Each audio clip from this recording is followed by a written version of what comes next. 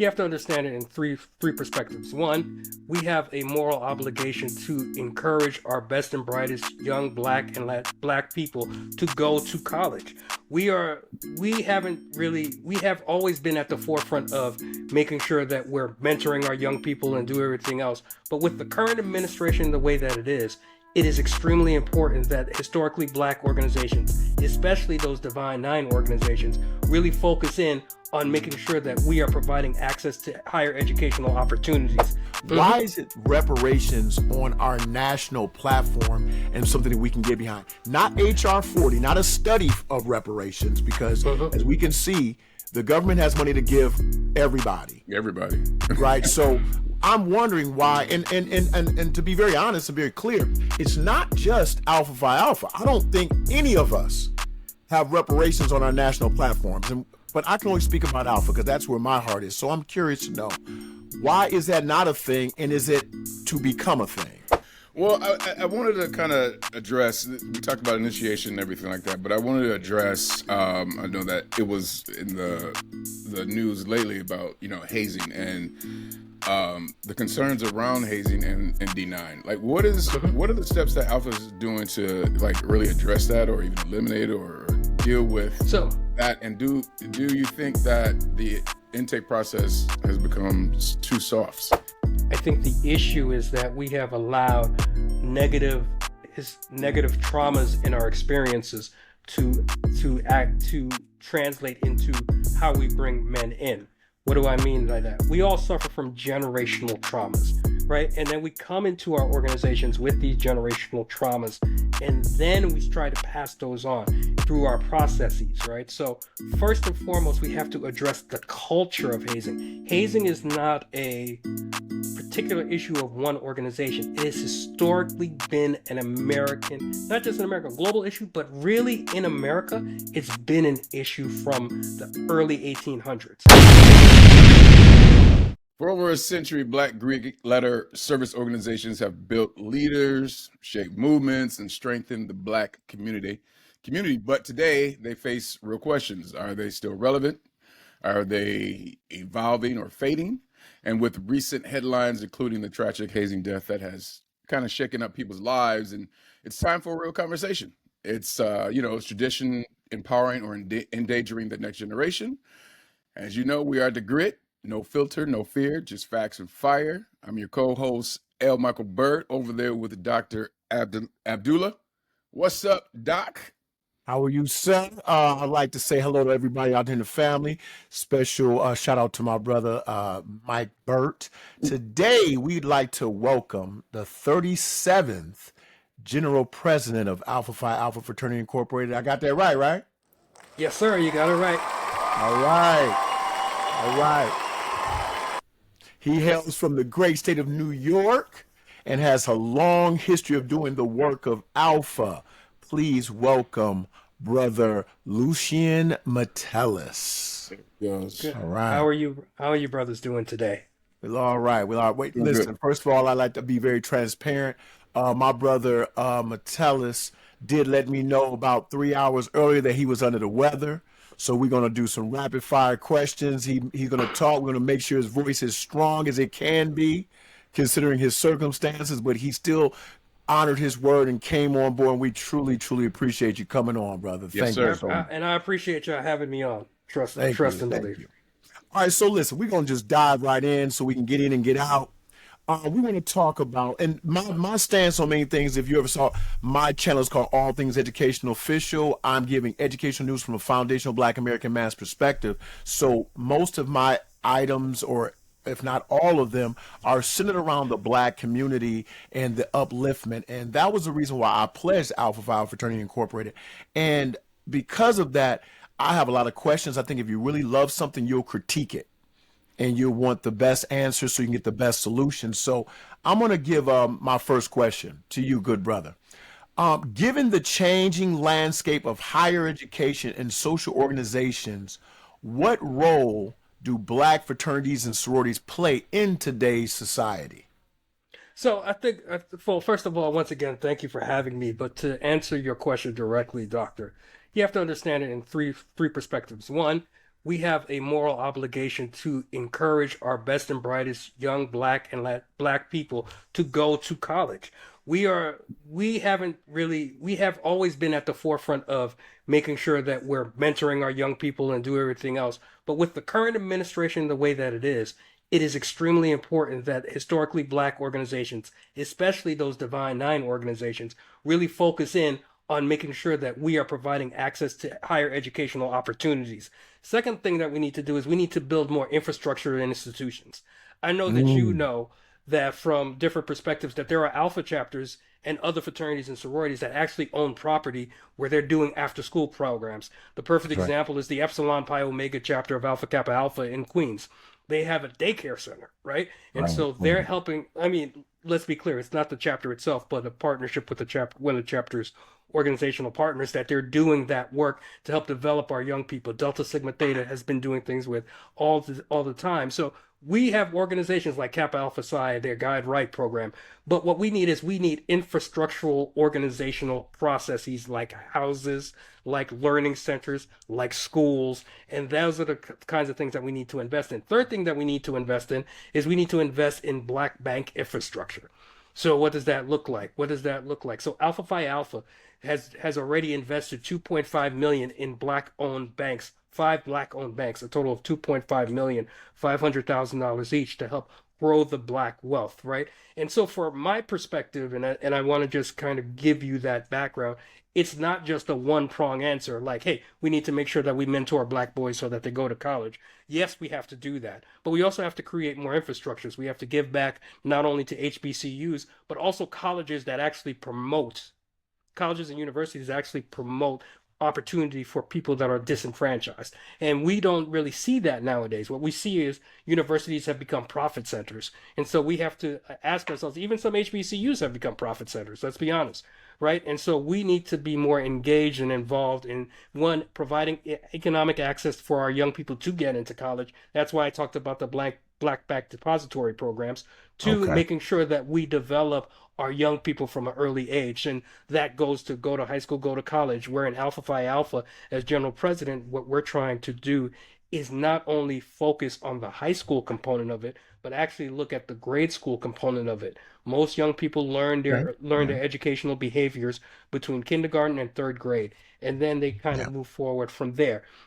So if we get involved in kindergarten through third grade, make sure we're mentoring them all the way. And most importantly, when they get into college, make sure they graduate from college. The retention rate of our people in college is at Mhm. a higher rate, and so that means more people drop out of college than our white counterparts. Why is that? Partly economic access, partly standardized testing and some inherent biases in that you receive. So when you go to college, you may not get a 1600 or 1500 on your SAT. Doesn't mean that you're not intelligent, but because you didn't get that 1500, you're automatically assumed that you're not capable of doing the coursework. And so those infrastructures and institutions start pushing against you. So we need to be the counter narrative to those institutions. So in summary, I think I explained in summary, but let me go back and summarize it again.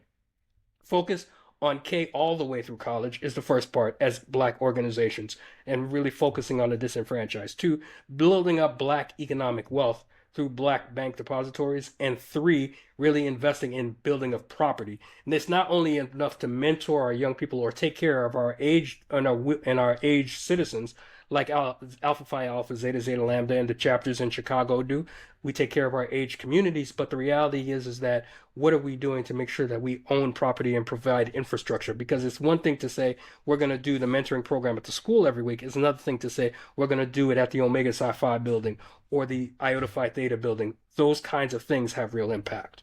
Okay, all right. I like something you said in regards to the mentorship program because my wife and my mother are both Zetas, and I am very envious of the way they lay out their mentorship. Their mentorship starts at the age of 4 and Right. goes all the way to 18. And they have this, like the saying that they had to call girls to pearls, where their recruitment efforts are never really on the college campuses. They're literally sending girls to college Right. with the idea of becoming members of Zeta Phi Beta Sorority Incorporated. And I think that is amazing, so much so that I did create a program. We discussed that I believe Alpha would benefit from, but I think that mentorship should begin in kindergarten, just be exposing young black men in particular to our organization and its concept so that by the time they are ready to go away to school, if they choose to do that, they would already have in their minds that that is the way to accentuate any intellect or any plans that they have for the future. But that's just a thought. I just want to say I really appreciate that you give that answer. Mike, where are you at, Mike? Well, no, I liked everything he said. How do you implement those ideals into basically black community? So for each one, it's a different path, right? So each is not the same path. So for the first one, for the mentoring component, we have to actually train our members to be mentors and understand the dynamics of each age group.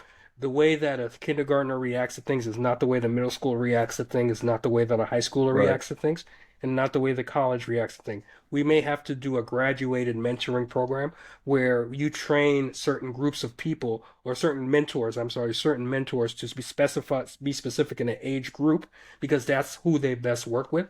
And then when you graduate to that next level, you may get a new mentor. It doesn't mean you have to disconnect that mentor that you had before, but also understand that you're now entering a new stage of life. There was a time that our people actually took the seriousness of adulting as part of a ritualistic process that we need to make sure that we're providing that access. So from there, and training and background checks are very important because we just can't hand our children over to anybody. And I don't care if it's your children in blood or just a child that you just met across the street. I'm an advocate for all children because we want to make sure that we're building the best society, and that depends on our children. So I'm invested in that.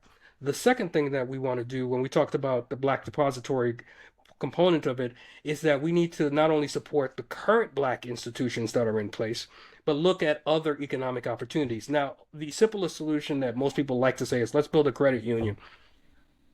Well, that's good, but let's talk about what are you doing on a college campus in terms of your legacy, right?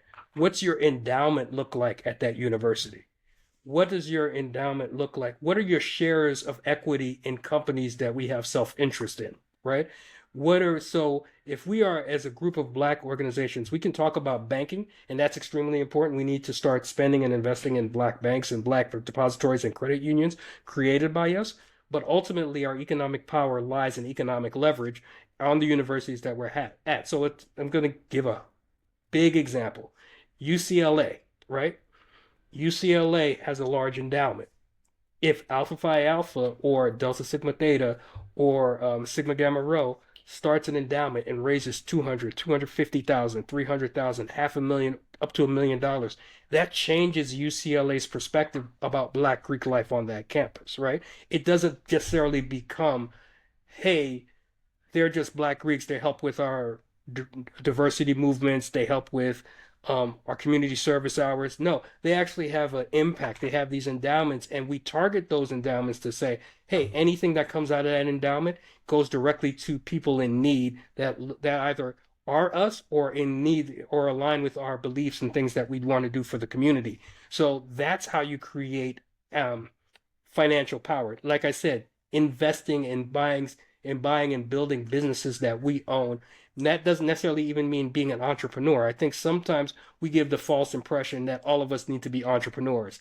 That's not the case at all. Not everybody wants to be one. Not everybody's built for that. You're right. You're right on that. Right, Not everybody's right. built to be a business owner.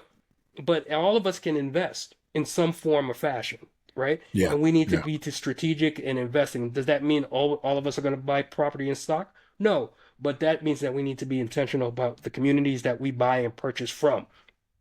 Pardon me. So those are the kinds of things that we need to do from the economic side, not from a planning side. I think we missed, and it wasn't intentional. I just think that the nature of the world was at that time. It wasn't something that was at the forefront. We missed a grand opportunity to acquire property during the pandemic as a community. Yes, right? we did. And, we blew that. We blew that right. one. Right. And I'm not necessarily saying that was at the forefront because we were in the middle of a crisis pandemic and didn't know what was going to happen within the next week or so, right? But we need to start looking at when opportunities present themselves, when a university closes down, we should be looking at that as a community and saying, hey, Can the Urban League buy that? I'm not putting the Urban League on the market. I'm just saying, can the Urban League buy that? Can the Right. NAACP buy that? Can Alpha Phi Alpha buy that? And those are the kinds of things that I'm looking for terms of infrastructure when opportunities arise. Because sometimes we think of acquisition of just this building. I'm thinking about what if we acquire university property that's no longer in use, right? Yeah. That Yeah. what if we buy a high school that's no longer in use? That's right. Those are real opportunities that we have more flexibility to do things. Yes, we can convert it into living spaces, but we also can convert it into a community center. We can convert it into a health facility. We can convert it into different things where we can provide direct access to the communities that we're in. So what I'll say is that we need to stop thinking of um, the individual process, but think of it as a center of excellence for the greater community. So if Okay. All right. we know that our communities, and I always talk about that centers of excellence, so that Mhm. when we go to our communities, we know exactly what we need to do. Okay. All right. I'm glad you touched on that issue about financing because I think that's very important. And I want to get to this real quick. Alpha Phi Alpha was founded by Black American freedmen. That's Hmm. no question about that. That's who we're founded by, and they have a long our fraternal history is long for advocating social justice, and economic empowerment is something that we never really discuss, like you just brought up. Like you said, just talking about a credit union, that sounds good, but what are we going to do with the funding? Where other sources of revenue are we talking about? But here's my question. Because reparations for freedmen is a really hot topic now. It's Hmm. been a topic. I'm a reparationist. I always talk about reparations for freedmen. Why is it that our organization, being over 100 years of age and having been founded by freedmen, Hmm. that dealt with the slings and arrows of the legacy of chattel slavery in America. Hmm. Why is it reparations on our national platform and something that we can get behind? Not HR 40, not a study of reparations, because Hmm. as we can see, the government has money to give everybody. Everybody. Right. So I'm wondering why, and to be very honest and very clear, it's not just Alpha Phi Alpha. I don't think any of us have reparations on our national platforms. But I can only speak about Alpha because that's where my heart is. So I'm curious to know, why is that not a thing, and is it to become a thing? So two parts to that. Why it is not a thing, I would say, is because we've kind of as a community, we've fallen into the 40 acres and a mule trap that we'll never get our 40 acres and a mule, right?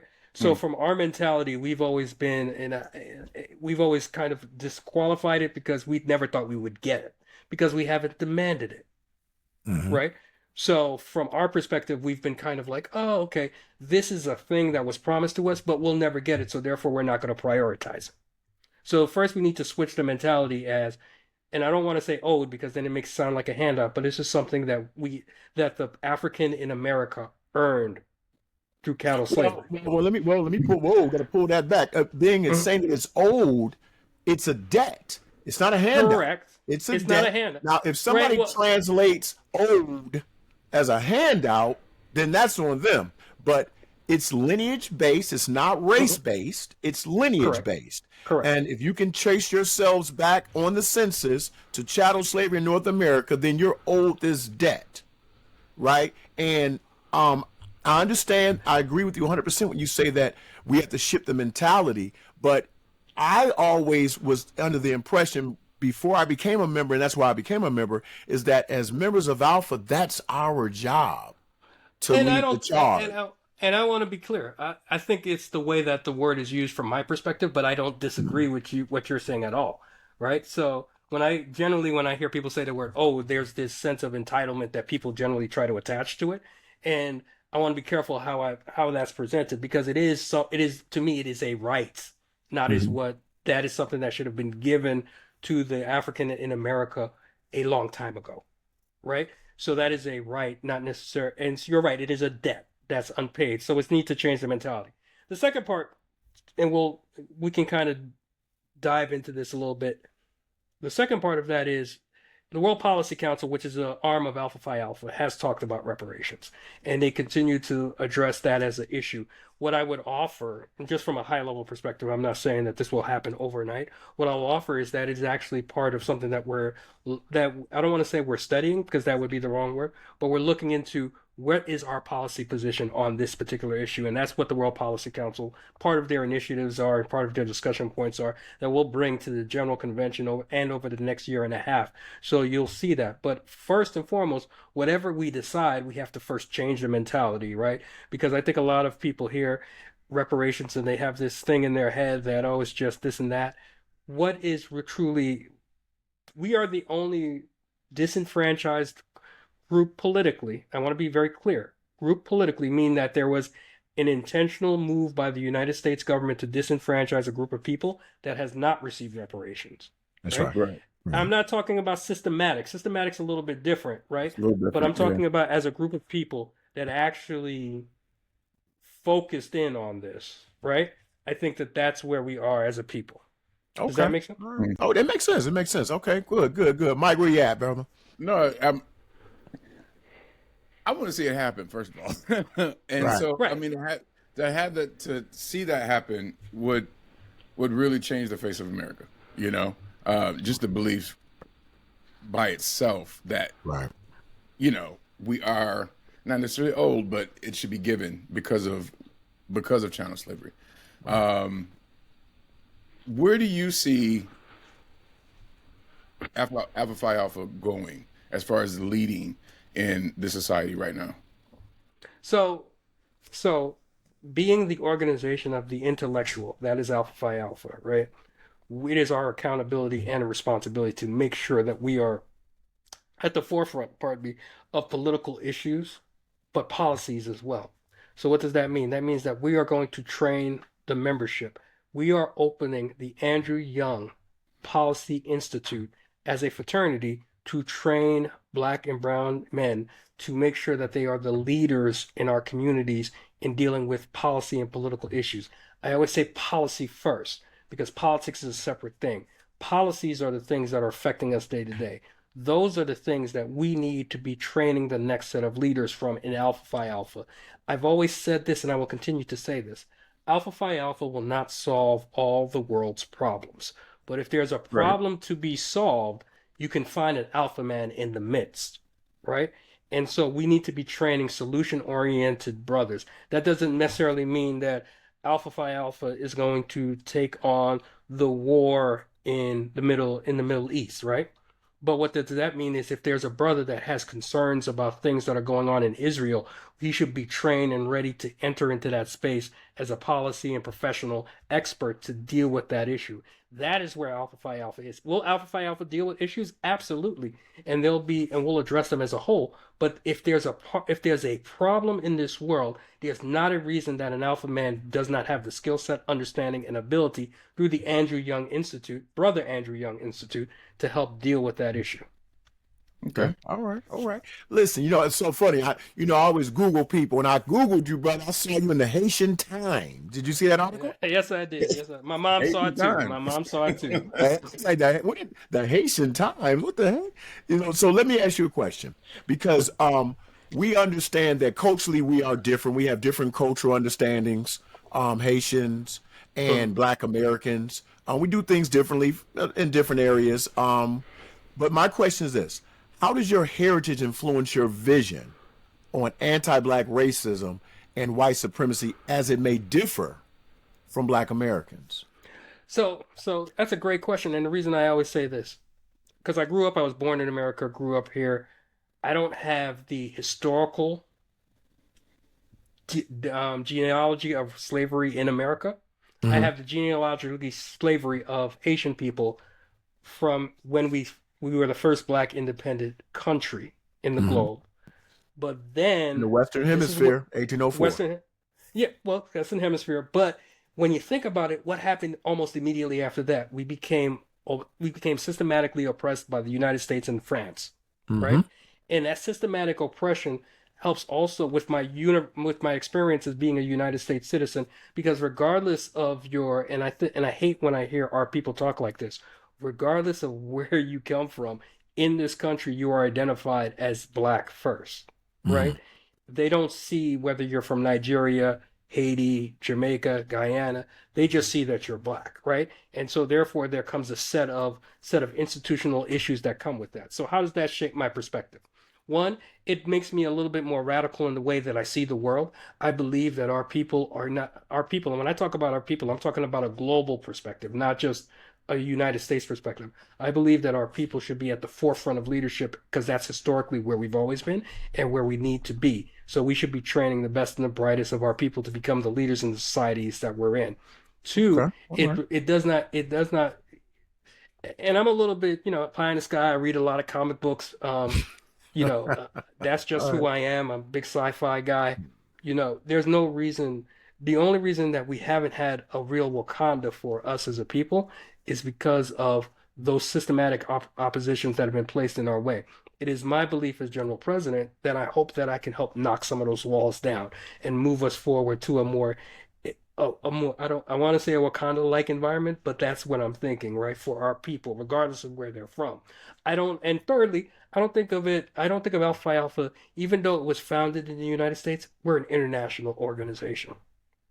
And we need to understand that wherever our people are oppressed, whether it was in South Africa during the apartheid, because Alpha Phi Alpha was a big antagonist against apartheid, right?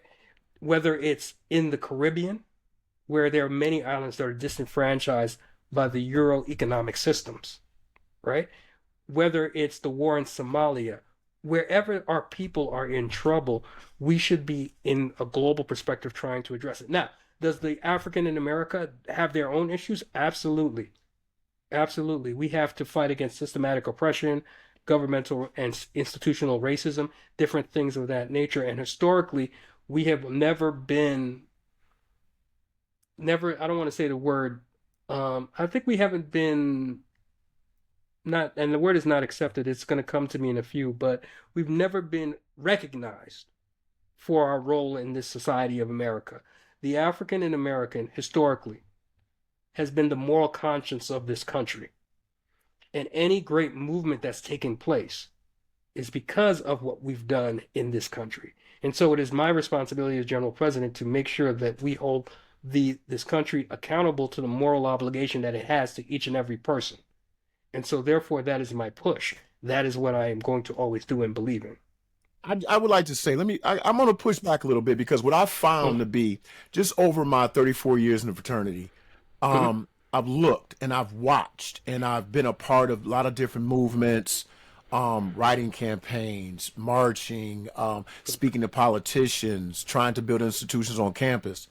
My issue is that Alpha Phi Alpha seems to be pushing a very hardcore Pan-Africanist ideology, but leaving the freedmen that founded the organization and made the organization what it is today, leaving them behind, no longer addressing those issues. And I want to bring that back to your original point when you spoke on how we were instrumental in that, in the antagonizing of the apartheid government in South Africa.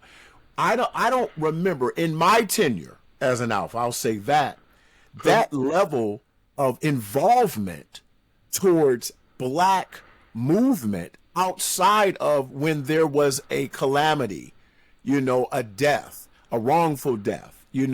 I don't see us putting forth that same level of energy that we put forth towards the abolishment of apartheid, or when you start talking about things going on in Somalia, or we talking about the support of any African leader or Caribbean leader. I think that one of my biggest issues and concerns is that we're not putting forth the level of energy that we need to move Black Americans forward as the crux of America. We built this thing for free. Right. We are the greatest innovators. We're the most copied culture on the planet. And that leads me to my next question. Some critics argue that Black fraternities and sororities have not done enough to uplift Black communities beyond their members. How would you respond to that critique? I would disagree with that. Okay, I just wanted to know, how would you respond to that critique, and what would you tell them? That particular critique, because we talked about the Epsilon Pi Omega daycare. Those are not AKAs that are benefiting from that. We've talked about the Zeta Zeta Lambda Senior Center. Those are not members of the fraternity in general that are benefiting from that. Those are people in the community. When we give out, when we do scholarships and we give out programs, when we mentor youth, ultimately the benefit could be they could become members, but that's not guaranteed. We are still giving back in the community. Now, if the question is, could we be doing more? Absolutely. Have we done enough? I would never say we've done enough. That would be disingenuous, right? But to say that we're only self-interested would be completely inaccurate. And I would push back at anybody that would say that. Now, when we talk about the future of the organization, I think that part of that, and we talk about the apathy and everything else like that, part of that is beyond the organization, and I'm not making an excuse for the organizations, but one of the most interesting things that I've seen is that as the African in America has risen in the middle class, our apathy has increased. Right? Okay. So I'm not blaming our economic ascent to it. I'm saying it's a big contributor to it, right? So there was, just being honest, there was a time that we as a people, if Brother Abdullah came into my community, he was part of the community. The black community this was us. This is what we had, a home. We worked together. If you had a car, right, and I needed you to pick up my children, there was no question, right? There was no question. It's more community oriented. more community oriented.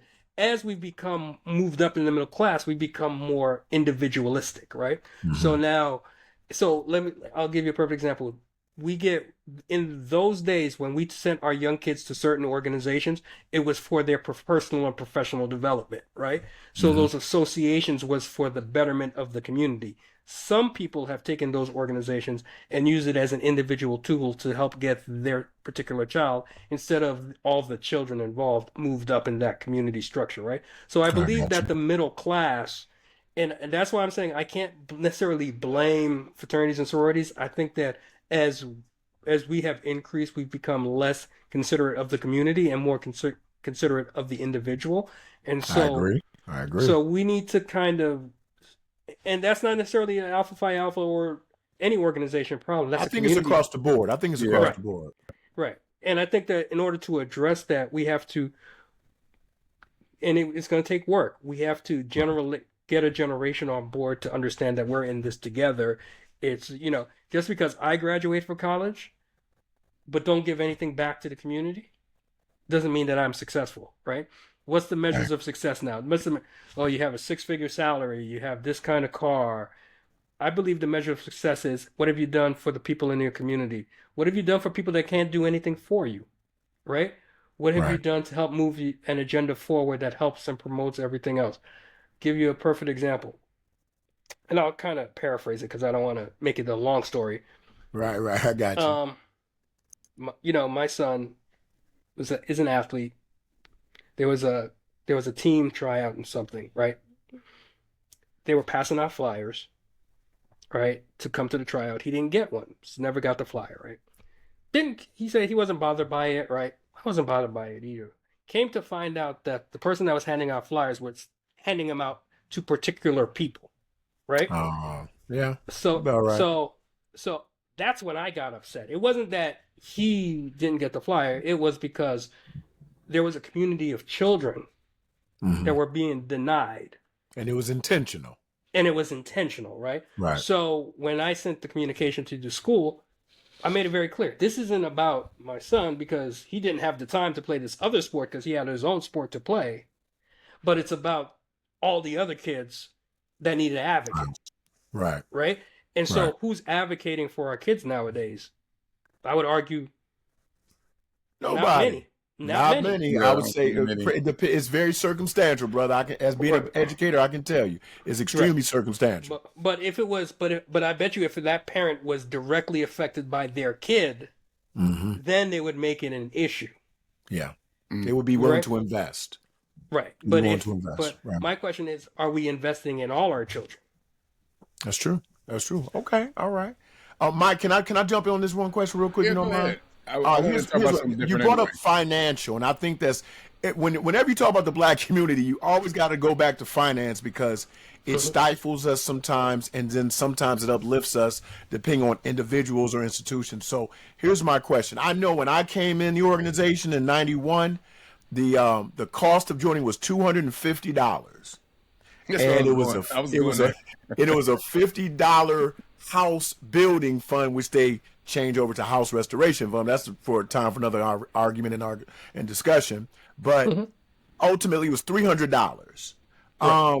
Nowadays, the financial cost of joining a black fraternity sorority is substantial, right? And we're talking young. So let's stop before I go any further. What year did you pledge again? What year did you come in? 1991. You paid $350. I paid $300. $300. Okay, I'm following. Yep. Okay, now go ahead. Okay. What do you say to those who argue that these costs that they now have in all of our organizations, all of the Divine Nine organizations, are prohibitive and exclude many talented young black men and women? So there's three sides to that. One, prohibitive, and this goes back to that middle class growth that we talked about, right? Prohibitive is in one part relative, and I'll tell you this much. Let's say we make the fees $300 right now for every college student. There would still be college students that couldn't afford that because the rising cost of college is a more suppressive amount than the initiation fees, right? The second thing that we have to realize is that the federal government over the years has taken less and less financial access to universities, right?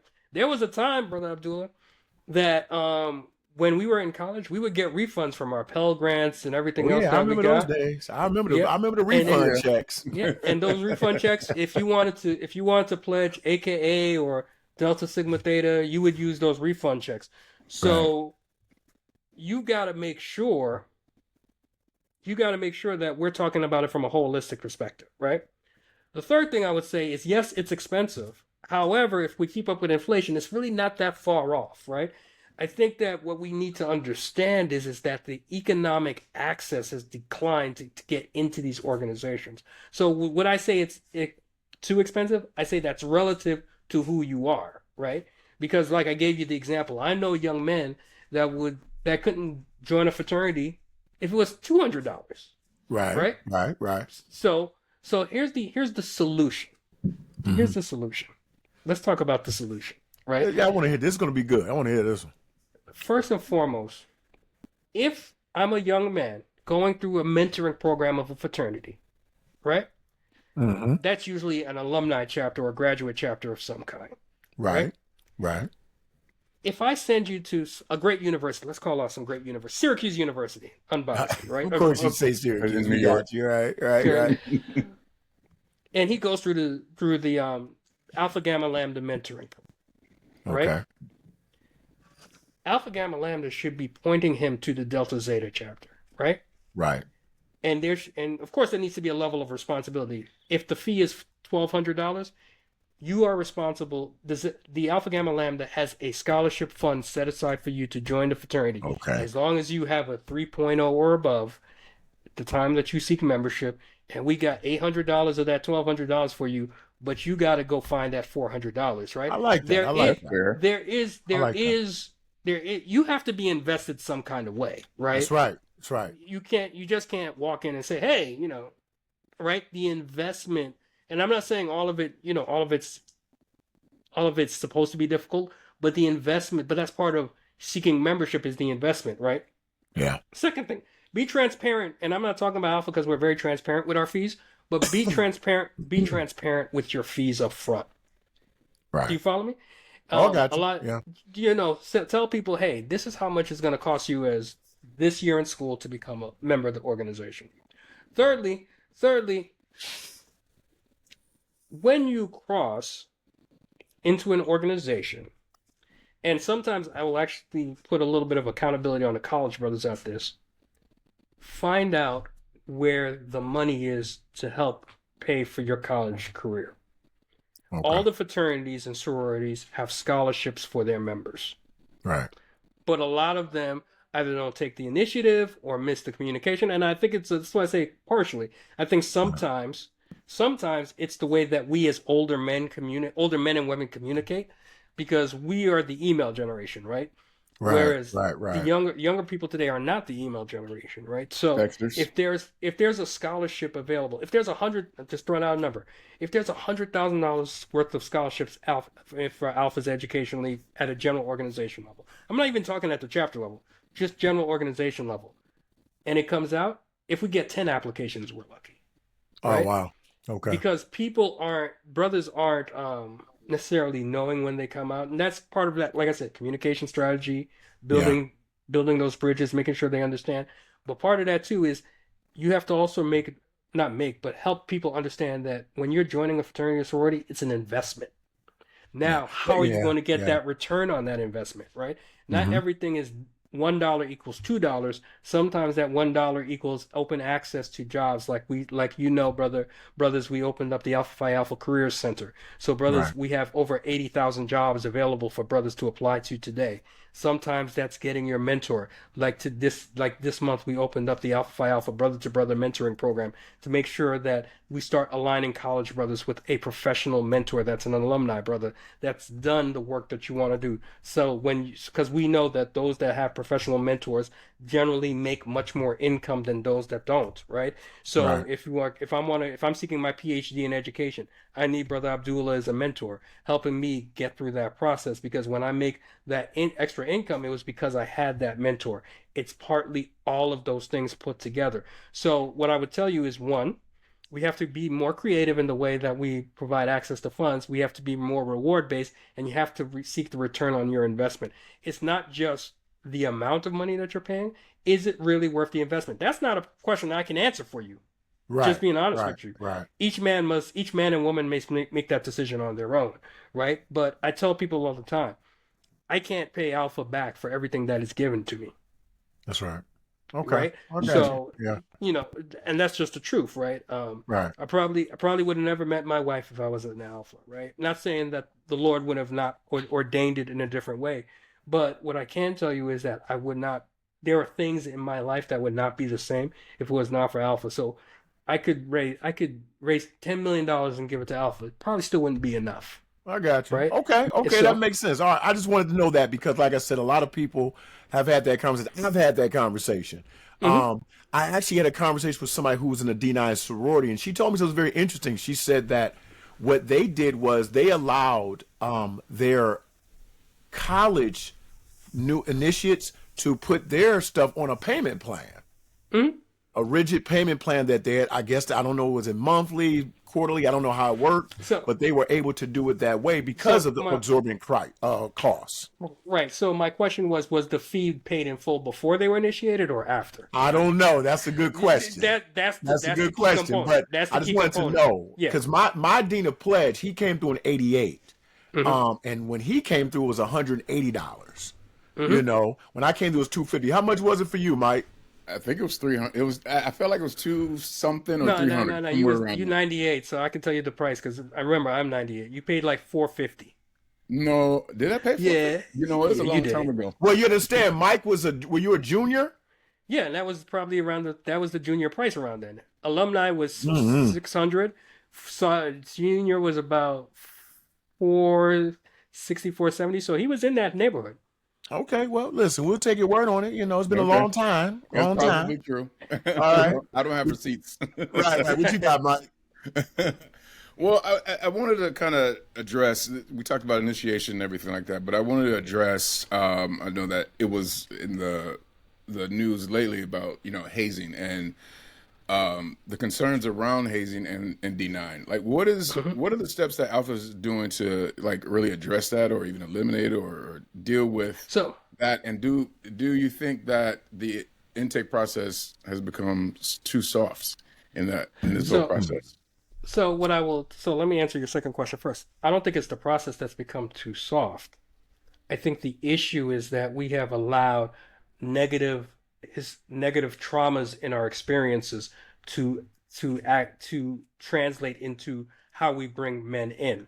What do I mean by that? We all suffer from generational traumas, right? And then we come into our organizations with these generational traumas, and then we try to pass those on through our processes, right? So first and foremost, we have to address the culture of hazing. Hazing is not a particular issue of one organization. It has historically been an American, not just an American, global issue, but really in America, it's been an issue from the early 1800s, right? For NPC and NPHC, I understand.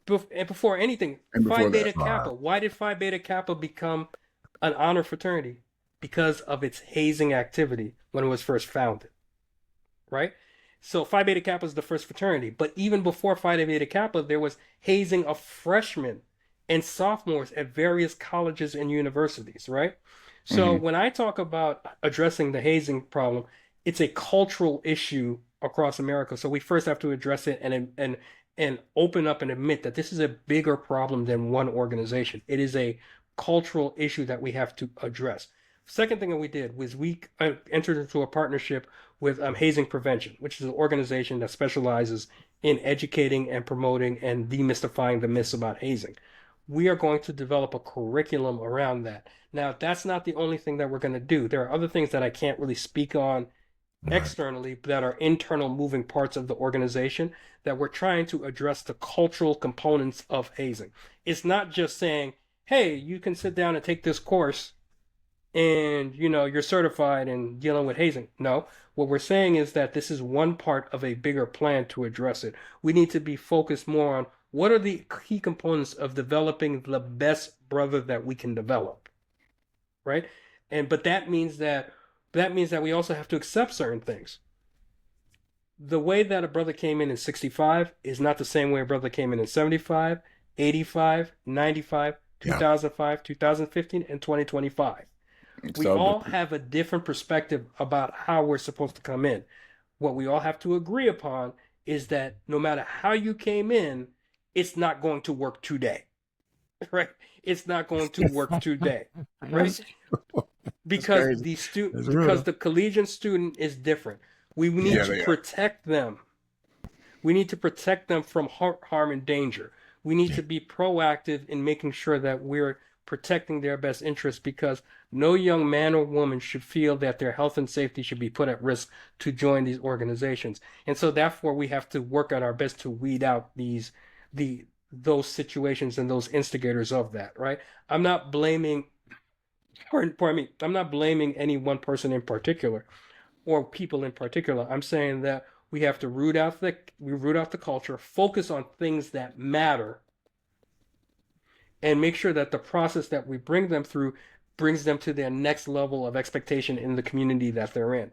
Not necessarily saying that I always say, if you're joining an organization to become a man or a woman, then don't join that organization. If you're joining an organization to become a better man or a better woman, that should be what they're trying to make you be.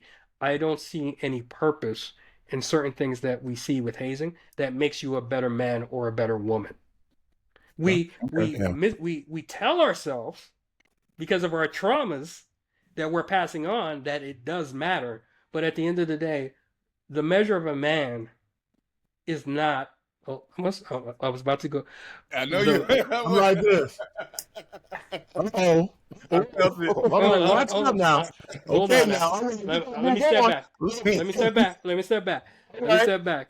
But the qualities of a man is not how much physical activity he is. It is based on his intellectual capacity to understand the situation that he's in. It's his ability to engage and understand that his community is bigger than he is. And especially for the black man, regardless of where you sit in this point in your life as a black man, the person that you need to defend other than your physical self is the black woman. And if you're not doing those things, regardless of where you fall in the spectrums of life, if your primary focus other than your own self-health is not protecting black women, then I don't understand how you can say you're about the community, right? So I'm not saying that we don't matter, because we do. We need to take care of ourselves. I think the entire unit needs to be protected. Man, woman, and child, definitely. I get what you're Right. going. I get what Yeah. I pick up what you're putting down. Yep. Yeah. Here's So my question though, and I always like to say people's names. The young man, and I would say the beautiful young brother, Caleb Wilson, who lost his life mhm. with that process with Omega Psi Phi Fraternity Incorporated, allegedly. Allegedly, please. I say Yes. allegedly. I think that I think it turned the tide for a lot of us. We always knew what it was. We knew what existed, and we knew the potential fallouts. But for some reason, this hit a lot of us differently. I get maybe it was the media attention, or maybe it was, I think you'd be hard pressed to find someone to say anything negative about him. I mean, even on paper, this young man was amazing, and to now know that he's no longer with us, his family has to deal with that, the campus has to deal with it, and ultimately that organization, based upon the allegations, may bear the brunt of something extreme down the line.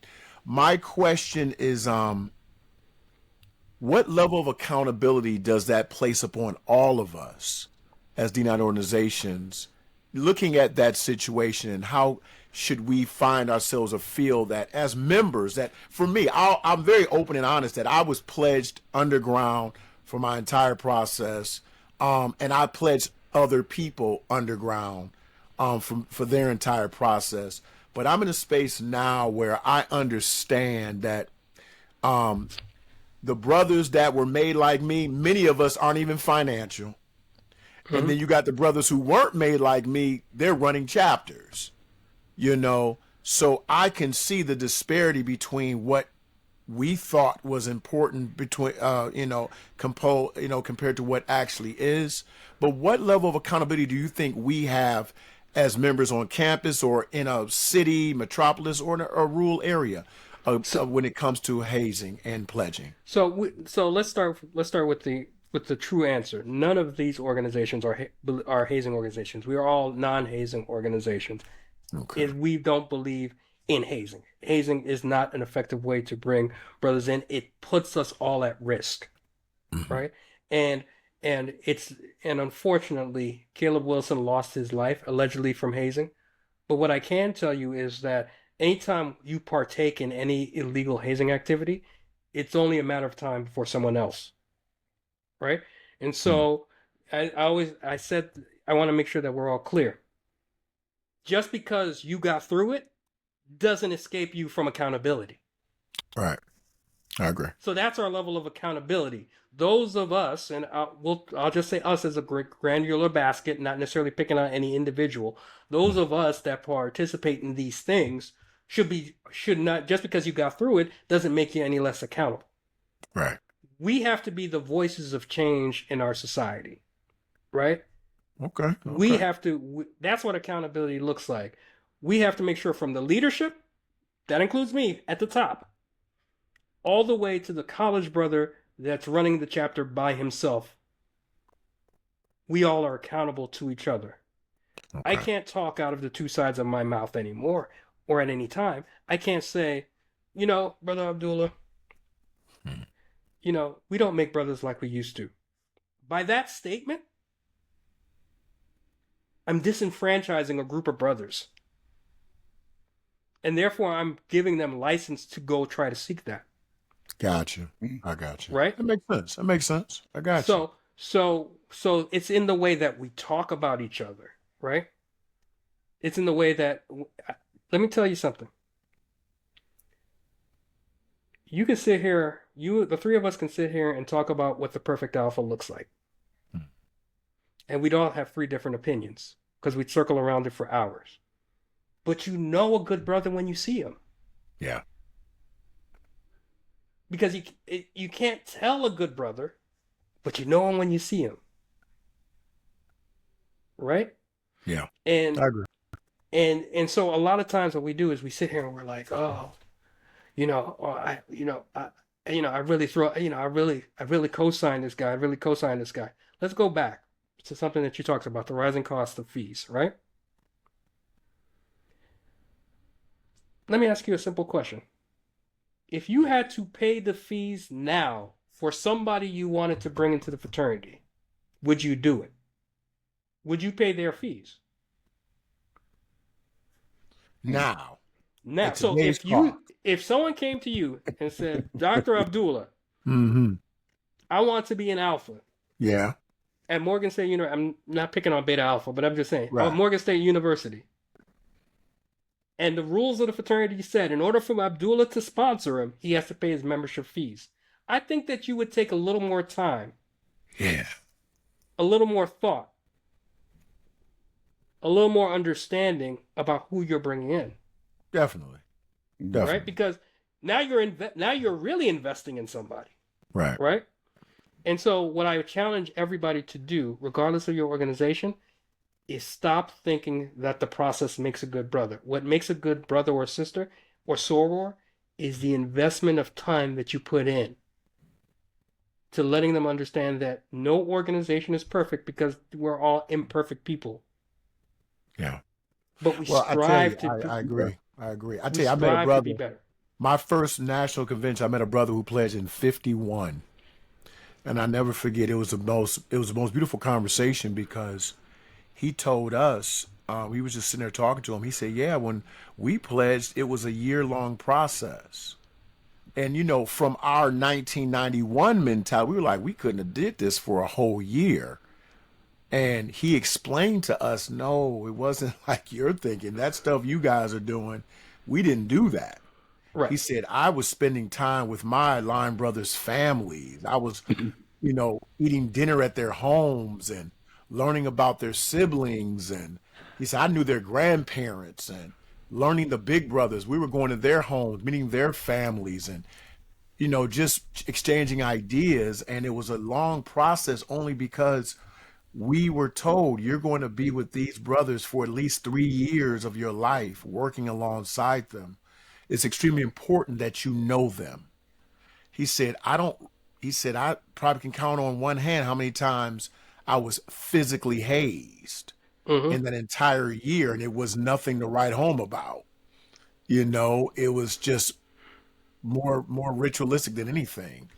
And it got me to thinking, and I've always held that conversation in the back of my head, and I will say this on camera, that I respect where we are now because I'm seeing good brothers come into the organization that did not come in the way I came in. So it kind of dispels the myth that the only way you can have a good brother is to come in the way we came in. You know, and I would like to say that because I know that there are a lot of good brothers that are intimidated with the idea of, you know, I want to become a member, but they not pledging like such. I know who pledged, and then they may just walk away from the process. And I'm saying that you're still missing out, and we're missing out on good brothers. So I want to say I thank you for that, Brother Metellus. Mike, you going to close us out? Yeah, I am. I want to ask Brother Metellus if you could leave one message for the young black men who are, you know, questioning the value of not just Alpha Phi Alpha, but all the black Greek life today. What would that message be? Well, my message is simple. And I hate to say it, like, we need each other. We need each other now more than ever. And if that doesn't mean that you have membership in Alpha Phi Alpha, that's fine. But what I'm looking for in terms of, I need more real brothers. And if you're looking for, and it's not even just about the community service. Why do we do community service? Yes, because we have a moral obligation to serve our communities, but it's also how we build brotherhood together. It's not about friendships. It's about the understanding that we are greater together than we are individually. Moses can't move the mountain without God, right? But the people of Israel in their faith were able to do great things together. We want to be able to do great things together. And brother, whoever you are that's listening to this message right now, know that Brother Lucien Metellus, 37th General President of the Fraternity, believes that your purpose is greater when you have brothers that are like-minded doing it with you. When we're separated by petty things, that slows our growth. Alpha Phi Alpha Fraternity Incorporated develops leaders, promotes brotherhood. academic excellence while providing service and advocacy for our communities. That's the mission statement. If you truly believe that we can change the ways of the world, not only would I recommend that you look at each and every fraternity, but I'd actually say look at it with a critical eye. Look at it, challenge it, pressure it. Because fraternities were not created to be elitist. And I'll say that publicly. They weren't created to be elitist. What they were created to do was take those of us of like-minded vision and move our people forward. So if you're about that, here we are. Is it going to be perfect? Absolutely not. Because what did I say earlier? I've always believed this. Alpha Phi Alpha is a perfect organization with imperfect people. Imperfect people. Okay. Our ideals are great, but our people are imperfect, myself included. What I'm going to tell you is it's the greatest brotherhood in the world. Last thing I'll say. It's the greatest brotherhood in the world. Nothing like it. But guess what? Guess what? Brother Michael, Brother Abdullah, Brother Metellus, we're all going to disappoint you at one time or another. You can bank on that. Yeah. You can break on that. But what I'm going to tell you is that disappointment is how you'll become a better brother and how we'll become brothers when you hold us accountable. That's right. That's right. That's right. Brother Metellus, I like to say thank you for taking time out of your busy schedule. We know between the family, work, and the fraternity, I'm surprised you were able to give us this amount of time, but I truly appreciate it. I know the Grit Network, we're a new channel, but we are bringing on the top of the line individuals to give their commentary, give their positions on things that matter to the community. Michael Burt, please take us out. Hey, again, thank you, Brother Metellus. This is the Grit. We appreciate your being here and really sharing your vision and just talking to people. And all right. It matters. It really matters. And so for all you listeners and watchers, you know what to do. Make some comments in the comment section below and just stay tuned in. Take care.